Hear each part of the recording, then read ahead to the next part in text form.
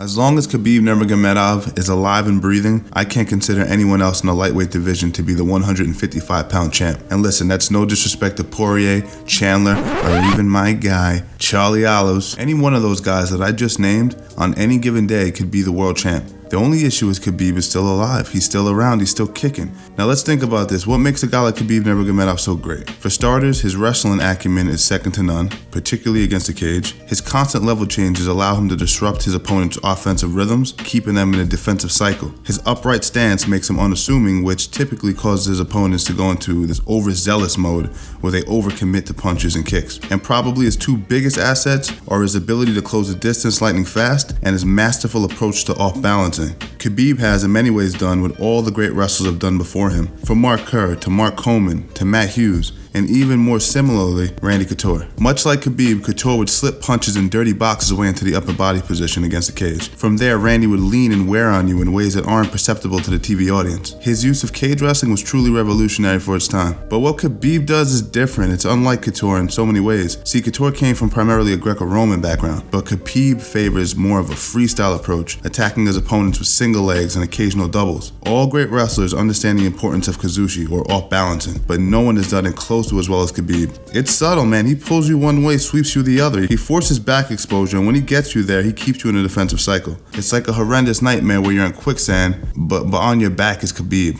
In studying greatness, it's difficult to distinguish what makes one guy so much better than everyone else in this division. But we see it across the board in most competitive sports. We see it in basketball, tennis, boxing, Olympic swimming. Shit, we even see it in acting.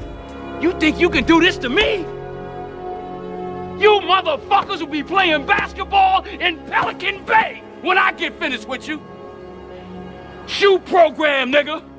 I'd say outside of God-given attributes and natural aptitude, it has to be the why. Why are you training so hard? Why are you so driven to succeed in this endeavor? Why we do a certain thing oftentimes dictates how well we do it. Khabib's dream was to be world champion. Okay, that's fine, we can all agree to that, but every other fighter has the same dream. What pushed him over the edge? What was his why? He wanted to make his father happy. It was his father's dream first. Khabib essentially lived out his reality through his father's eyes.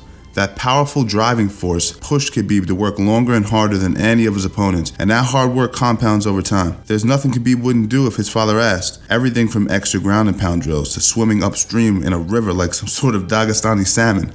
Look at this guy. And you think he's gonna get tired and break against another human? Not likely. So when we analyze greatness in any of its forms, first ask why, not what. Although the what is important, like what does he do for training, what does he eat, what supplements does he take, your why will take you much further, much faster. The only exception I can think to the why rule is my man John Bones Jones, baby. Look at him, boy. Running over pregnant women and banging strippers and doing coke with prostitutes.